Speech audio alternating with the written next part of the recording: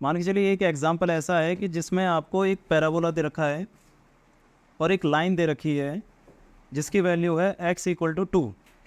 तो अगर हमें ये वाला एरिया फाइंड करना है तो कैसे फाइंड करेंगे?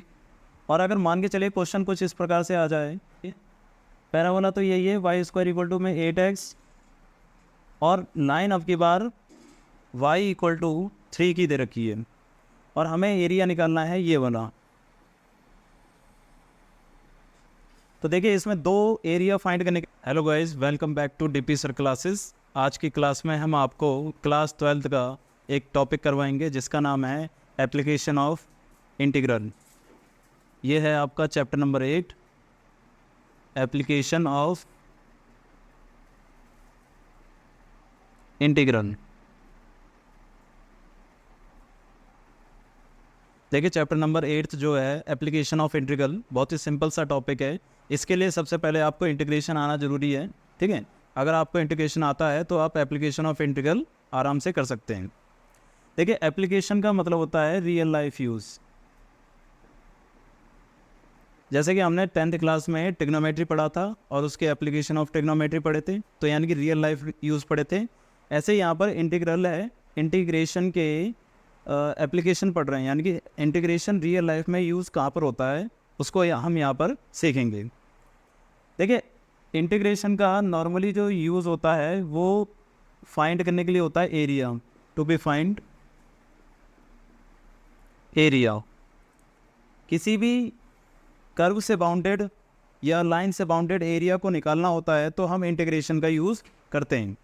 अब इस चैप्टर में हमें कई सारे कर्व दे रखे होंगे और कई सारी लाइंस दे रखी होंगी, ठीक है। जैसे कि आपने 11th क्लास में पढ़ा था कि हमारे पास एक सर्कल होता है, एक पैराबोला होता है, एक एलिप्स होता है, ठीक है। इन सब से रिलेटेड यहाँ पर आपको क्या दे रखे होंगे? कर्व दे रखे होंगे। और लाइन तो हमारी क्या होती है? लीनियर इक्वेशन, यानी कि जो लीनियर इक्वेशन होती है वो हमारी क्या हो जाती है? एक लाइन हो जाती है। तो देखिए जैसे सर्कल की जो इक्वेशन होती थी, सर्कल की इक्वेशन होती थी x माइनस एच का square plus y minus K का स्क्वायर इक्वल टू में आर स्क्वायर, जिसमें h और k हमारे क्या होते थे? सेंटर होते थे, ठीक है। और r का मतलब तो रेडियस होता ही है। इसी प्रकार से जो पैराबोला होता था हमारा,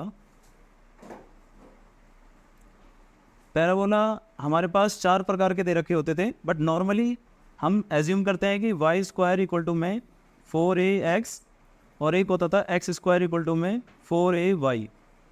इस तरीके से इक्वेशन होती थी। ये जब होता था तो ये होता था symmetric along to X axis, और ऐसी इक्वेशन होती है तो ये होता है symmetric along to Y axis, ठीक है। सिमेट्रिक का मतलब होता है जिस तरफ बनेगा। जैसे कि अगर इस वाले इक्वेशन की बात करें तो इस वाली इक्वेशन में जो पैराबोला बनेगा हमारा कुछ इस तरीके से बनेगा, एक्स की तरफ बनेगा, ठीक है ना, एक्स की तरफ। और इस वाली इक्वेशन में जो पैराबोला बनेगा हमारा वो वाई की तरफ बनेगा।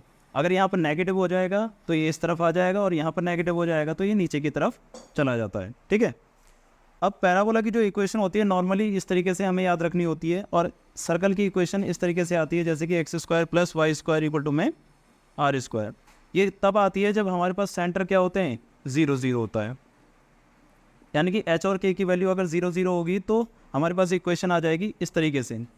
मतलब क्वेश्चन के अंदर आपको इक्वेशन दे रखी होगी और आपको समझना होगा कि वो इक्वेशन पैराबोला की है या वो इक्वेशन सर्कल की है। इसी प्रकार से जो पैराबोला होता है इसकी इक्वेशन ऐसे आती है नॉर्मली, तो हम समझते हैं कि इसका जो सेंटर है यानी कि वर्टिसेस है वो 0 0 से जाता है।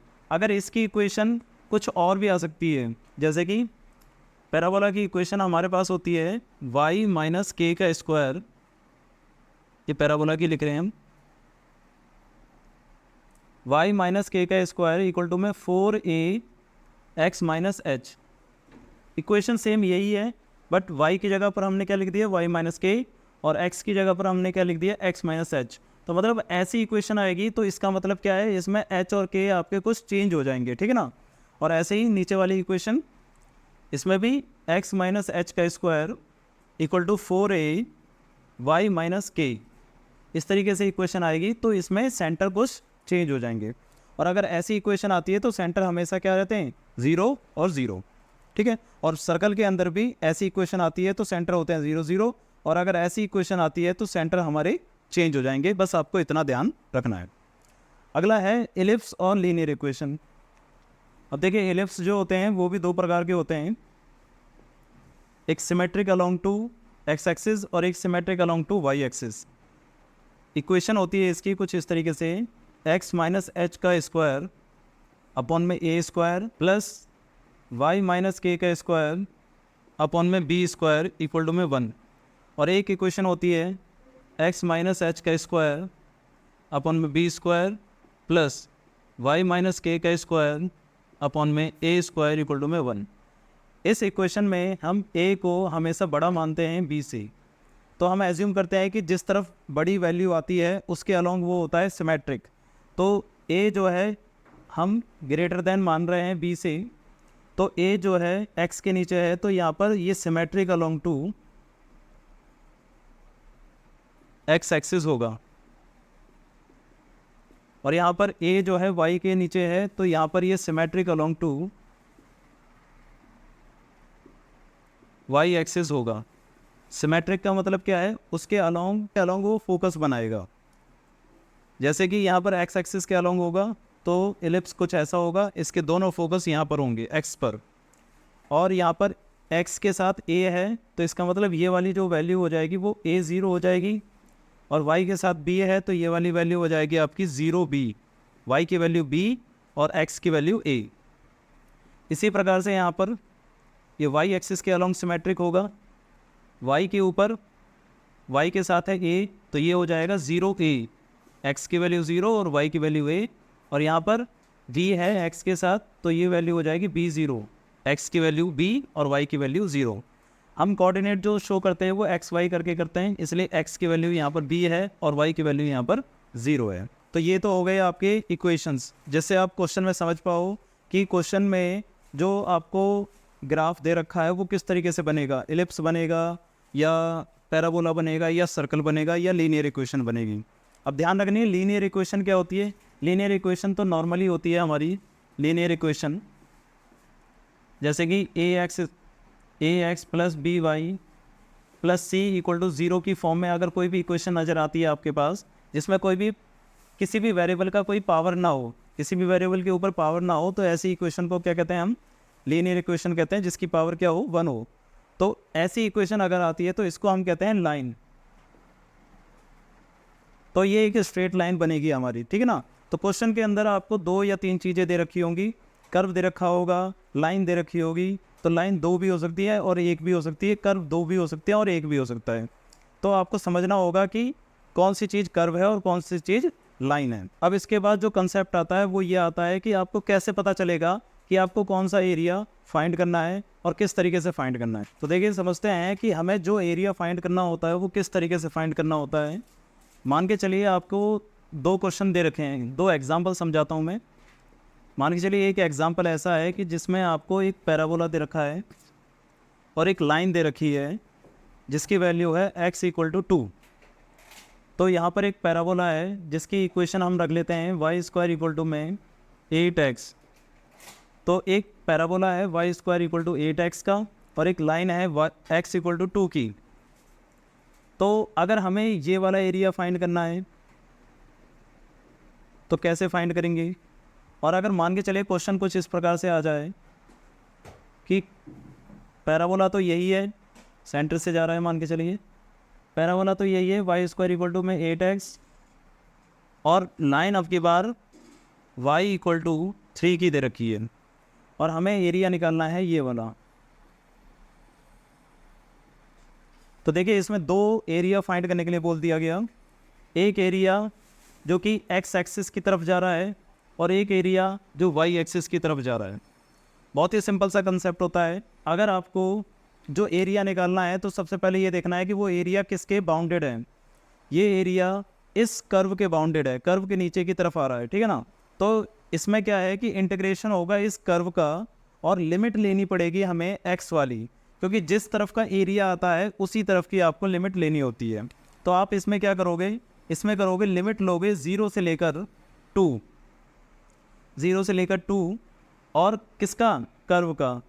अब ये ध्यान रखना है कि आपने लिमिट ली है एक्स की, ये लिमिट है हमारे पास एक्स की, लिमिट है एक्स एक्सिस की, तो हमें यहाँ पर जो वैल्यू रखनी है वो एक्स एक्सिस की ही रखनी पड़ेगी। तो इस क्वेश्चन के अनुसार वाई स्क्वायर इक्वल टू में 8x है, तो हमें यहाँ पर x की टर्म्स में वैल्यू रखने के लिए टर्म वैल्यू निकालनी पड़ेगी y की। तो यहाँ पर लिखते हैं हम y ऑफ कर्व dx। ये y ऑफ कर्व इसलिए लिखा है क्योंकि हमें जो वैल्यू लिखनी होगी वो in the terms of x लिखनी होगी, क्योंकि हमें लिमिट दे रखी है x की। जब हमने लिमिट ली है x की तो कर्व किसका लेंगे, y का। क्यों लेंगे, क्योंकि y का कर्व लोगे तो y की वैल्यू देखिए यहाँ पर क्या आएगी, y की वैल्यू आएगी √8x, जिसको हम लिख सकते हैं √8 को लिख सकते हैं 2√2 और x को लिख सकते हैं √x, अलग अलग कर दिया हमने। तो y की वैल्यू आ गई आपके पास 2√2 और √x। तो यहाँ पर क्या है कि आप लिखोगे 0 से लेकर 2, y ऑफ कर्व की जगह 2√2 और √x। ये 2√2 तो आपका कांस्टेंट नंबर है, ये आपका बाहर आ जाएगा 2√2, और आप √x का क्या कर दोगे, इंटीग्रेशन कर दोगे यहाँ पर। अब देखिए यहाँ पर क्या है कि लिमिट भी हो गई है हमारे पास x की और कर्व भी आ गया हमारे पास x का। तो अब लिमिट जो है x की है और कर्व भी x का है, तो आप इसकी वैल्यू को x में पुट कर सकते हो। तो किस तरीके से करेंगे, बहुत ही सिंपल सा कंसेप्ट है। 2√2 तो बाहर रहेगा आपका, √x का इंटीग्रेशन हो जाता है x की पावर 3/2 प्लस हो जाती है, और वही चीज़ आपकी आगे की तरफ भी आ जाती है। लिमिट हो जाएगी 0 से लेकर 2, 2√2 2/3, एक बार लिमिट रखेंगे 2 और एक बार रखेंगे 0, तो 0 रखने पर तो 0 ही आ जाएगी ये आपकी, ठीक है। अब क्या होगा, 2/3 बाहर आ जाएगा तो 2 से ही मल्टीप्लाई हो जाएगा, तो ये हो जाएगा आपका 4√2 अपॉन में 3, और 2 की पावर 3/2 का मतलब होता है 2 की पावर 3/2 का मतलब होता है ये 2 की पावर 1 प्लस 1/2। तो इसे लिख सकते हैं 2 इंटू 2 की पावर 1/2, तो ये हो गया फिर से 2√2। तो इसको फिर से लिख देंगे 2√2, और फिर √2 को √2 से मल्टीप्लाई करेंगे और 4 को 2 से मल्टीप्लाई करेंगे, 8 मल्टीप्लाई बाय 2, √2 को √2 से मल्टीप्लाई करने पर 2, तो ये आ गया आपके पास 16/3 स्क्वायर यूनिट। तो कुछ इस तरीके से आप इसका एरिया फाइंड कर सकते हैं। तो इसका एरिया आ गया 16/3 स्क्वायर यूनिट का, स्क्वायर यूनिट में लिखना है क्योंकि वो एरिया फाइंड कर रहे हैं, ठीक है। तो समझ में आया होगा आपको कि नीचे की तरफ का एरिया निकालना है तो नीचे की तरफ लिमिट लेनी पड़ेगी। अब कुछ इसी प्रकार से इस क्वेश्चन के अंदर क्या करेंगे, अब देखिए यहाँ पर क्या है, जो एरिया है वो कर्व के ऊपर का एरिया है, तो कर्व के ऊपर का एरिया निकालने के लिए कर्व के ऊपर की लिमिट लेनी पड़ेगी। तो ये पॉइंट हो जाएगा आपके पास 0.3। अब लिमिट आप लोगे 0 से लेकर 3, लिमिट होगी 0 से लेकर 3। जब लिमिट आपने ली है y की तो कर्व किसका लोगे, x का। जैसे कि पिछले क्वेश्चन में हमने लिमिट ली थी x की तो कर्व लिया था y का, इसी प्रकार से यहाँ पर लिमिट ली है हमने y की तो कर्व लेंगे हम x का। तो यहाँ पर लिखेंगे x ऑफ कर्व और लिखेंगे dy। क्यों लिखेंगे dy, क्योंकि x ऑफ कर्व लेने से वो in the terms of y आएगा। तो x की वैल्यू निकालनी है यहाँ पर, तो ये हो जाएगा y² अपॉन में 8 इक्वल टू में x। तो x की वैल्यू आ गई हमारे पास y² अपॉन में 8। तो यहाँ पर लिखेंगे 0 से लेकर 3 y² अपॉन में 8 dy इसलिए क्योंकि यहाँ y आ गया। अब इसका इंटीग्रेशन कर देंगे हम, y² का इंटीग्रेशन होता है y³ अपॉन में 3, लिमिट चलेगी 0 से लेकर 3। अब एक बार 3 पुट करेंगे तो ये हो जाएगा 3 का क्यूब अपॉन में 3 और 0 पुट करने पर 0, तो ये कट जाएगा, तो ये आ जाएगा 1/8 मल्टीप्लाई बाय 3 का स्क्वायर, तो 1/8 मल्टीप्लाई बाय 9, तो ये आ गया आपके पास 9/8 स्क्वायर यूनिट आंसर। तो सिंपल सा कंसेप्ट था, जब आपको कर्व के नीचे का एरिया निकालना है तो उसी तरफ की लिमिट लेनी पड़ेगी, और जिस ऊपर की तरफ का एरिया निकालना है तो ऊपर की तरफ लिमिट लेनी पड़ेगी। मतलब जिस तरफ का आप एरिया निकालोगे उस तरफ की ही लिमिट लेनी पड़ेगी और कर्व लेना पड़ेगा उसके अपोजिट।